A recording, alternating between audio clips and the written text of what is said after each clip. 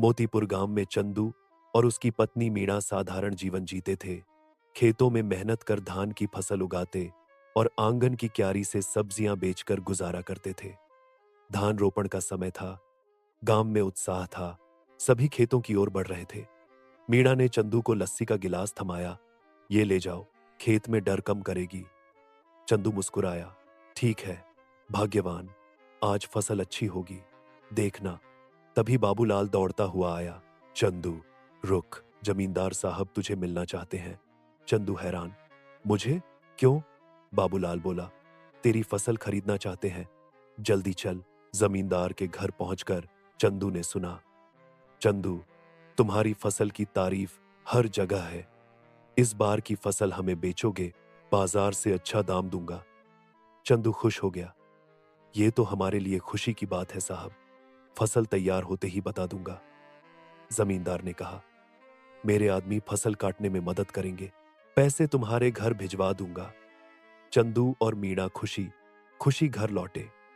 शाम को चंदू आंगन की क्यारी से सब्जियां निकालने लगा। मीणा, ये मंडी में बेचकर आता हूं, समय से लौटूंगा। मीणा ने चिंता से कहा, रात होने से पहले आ जाना। मंडी में सब्जियां बेचकर लौटते वक्त चंदू मछली वाले से मिला। चंदू भाई, ये 2 मछलियां ले लो, 100 रुपए में, मुझे जल्दी जाना है। चंदू हंसा। ठीक है, ले लो 100 रुपए, आज मीणा से मछली के पकौड़े बनवाऊंगा। कुछ दिन बाद चंदू के खेत में सोने सी चमकती फसल तैयार थी। जमींदार के आदमी आए। चंदू, जल्दी काम निपटाते हैं, फसल तुम्हारे घर पहुंचा देंगे। कुछ घंटों में फसल कट गई। बोरे चंदू के घर पहुंचे। चंदू खुश था। अब जमींदार साहब पैसे भिजवाएंगे। लेकिन अगली सुबह गोदाम खाली था।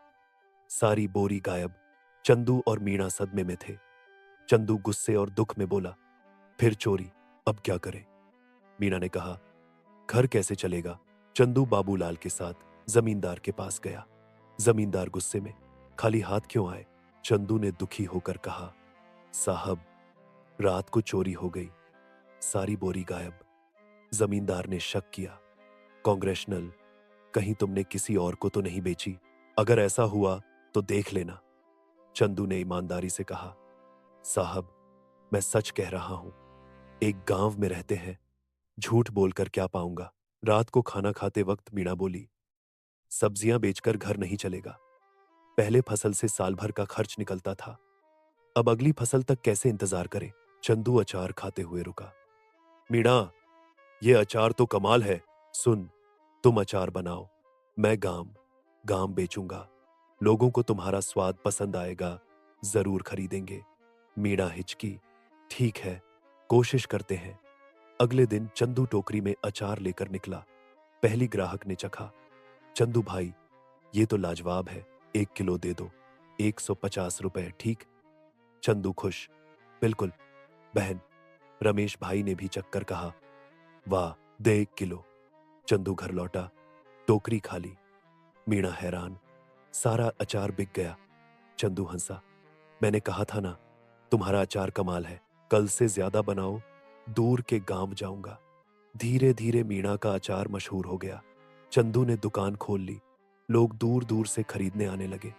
एक दिन जमींदार दुकान पर रुके। चंदू, ये अचार गजब है, भंडारे के लिए 60 किलो तैयार कर दो।